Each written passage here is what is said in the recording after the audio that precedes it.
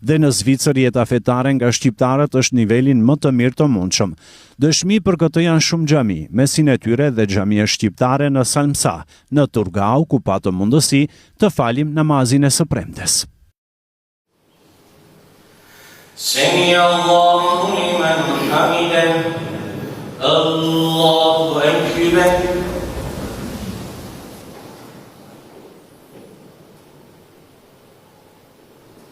Allahu Ekber. Allahu Ekber. Imam në këtë xhami ishte doktor Mijit Osmani nga Tetova. Ai sqaron se ky vend daton që para viteve të 90-ta, ndërsa sot ka mbi 600 antar dhe rreth 250 fëmijë, ku atyre u mësojnë përpos leximit të Kuranit edhe gjuhën shqipe. Për momentin jeni në faltoren e cila daton nga vitet 89, 90, 91 me një numër të konsiderueshëm të antarësisë dikundi afër 600 antar që jemi. Qendra quhet Xhamia Shqiptare në Salmsa. Më parë është njohur edhe si Xhamia Shqiptare në Romanson, shkaku i vendit, tash jemi afër Romansonit me një fshat të quajtur Salmsa. Në këtë xhami gravitojnë njerëz të rrojeve të ndryshme, po si zakonisht shqiptar dhe me theks të veçantë nga ti themi komunët e Tovës, Gostivarit, e Preshevës, Shkupit kemi e kështu me radhë. Në xhamin ne krahas aktiviteteve fetare që janë zakonisht standarde si gjithë xhami tjera, kemi edhe aktivitete tjera me të cilat përforcojmë atë dinjitetin dhe ruajtjen e vetdijes në mesin e komunitetit. Aktivitetet tjera që janë me theks të veçantë që duhet të potencohet është puna dhe angazhimi me fëmijët. Këtu ne kemi diku 230-240 nxënës. Pra krahas që jam unë si imam, kemi edhe mualimen e cila është e punësuar me një kotë që angazhohet me gjinin femërore. Fëmijët i mësojmë ditëve të mërkura, po edhe ditëve të diella më tepër, sepse është koha më përshtatshme për anëtarët e familjes që t'i sjellin në xhami. Tjetër është që ne këtu si imam qëllimi jon bazohet mbi 3 pika kryesore. 1. Ruajtje vlerave fetare, e dyta ruajtje vlerave kombëtare dhe e treta ruajtje gjuhës shqipe.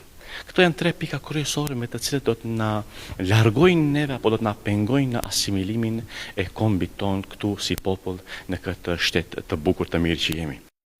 Imami Osmani thekson se rinia është shumë e angazhuar në xhami në Perëndim, ku përpos aspektit fetar zhvillojnë edhe forume me karaktere të tjera.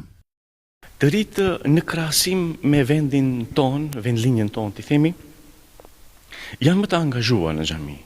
Janë më të angazhuar, sfidat janë më të mëdhaja, por ata me shpirtin e tyre të qetë dhe dashurinë ndaj madhe që kanë ndaj fesë dhe ndaj kombit i mbajnë lidhjet më fort me xhamin. Këtu kemi aktivitete të ndryshme, forume të ndryshme me rinin, aktivitete sportive, aktivitete të kampeve të ndryshme me të cilat i kemi realizuar dhe në presin disa aktivitete tjera që të realizohen.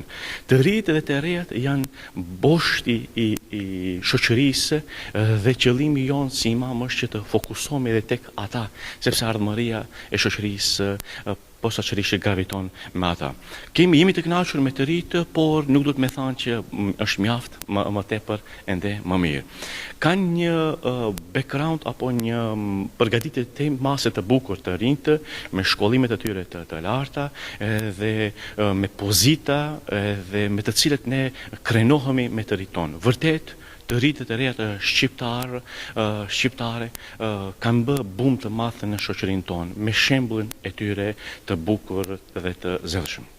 Kjo qendër shqiptare është pjesë e një komuniteti ndërfetar në Zvicër, e aty kuptojmë, thot imami i saj, se shqiptarët shihen me pozitivitet të madh, por ka ende punë për të bërë, shton ai.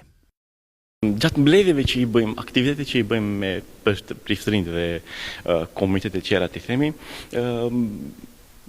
na parashtrohen pyetje të ndryshme, po shiftu a tham sinqert, ka njerëz me të cilët ende nuk janë të integruar plotësisht, se kanë qëllimin e pastër, fatkeqësisht ekzistojnë edhe mesin tonë. Kjo nuk do thotë që vetëm tek komuniteti jonë, ka edhe komunitete tjera, por ja që në sy, në shënjestër jemi ne më tepër. na shikojnë me sy të mirë. A tha me plot përgjegjësi që na shikojnë me sy të mirë dhe kontribojnë me çdo kusht që të integrohemi. Rasti konkret është për shembull, unë gjithashtu jam edhe ligjërues në shkolla publike këtu në gjuhën gjermane dhe lënda quhet Islamische Religionsunterricht, pra mësimbesimi islam në shkolla. Këtë ato e kanë hapur për ne. Dhe nuk na përzihen as në materiale, as në orar, në asgjë tjetër. Vetëm në takimet disa mujohëshe na pyesin se si shkonin, a ka ndonjë problem ose si mund ta zhvillojmë më mirë. Pra, vallën e këtë a u kishim bë në vendlindjen tonë, në komuniteteve të tjera apo besimeve të tjera.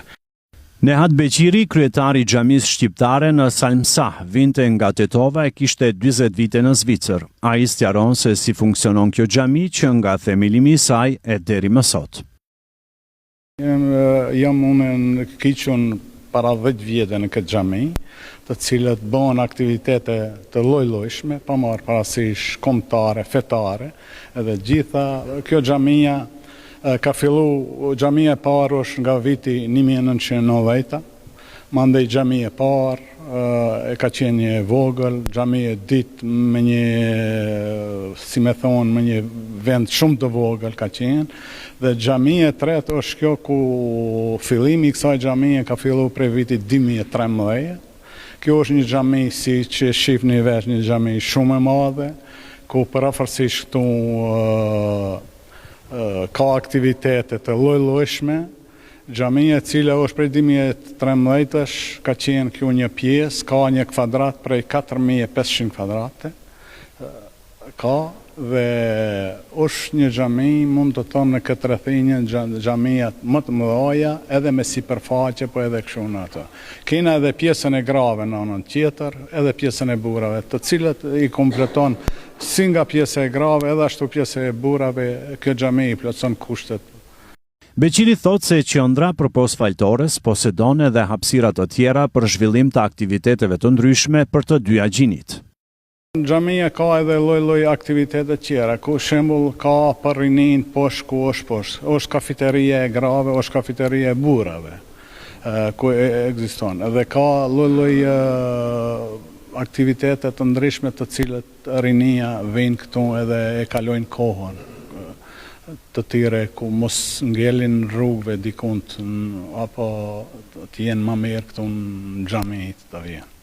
Me sport, kultur, biznes dhe shumë sfera të tjera dhe me gjithse të integruar plotësisht në shoqërinë zvicerane, shqiptarët mbetën të lidhur ngushtë me vendlindjen, duke e ruajtur gjallë mallin, identitetin dhe aspiratën për të kontribuar një ditë edhe në trojet e veta.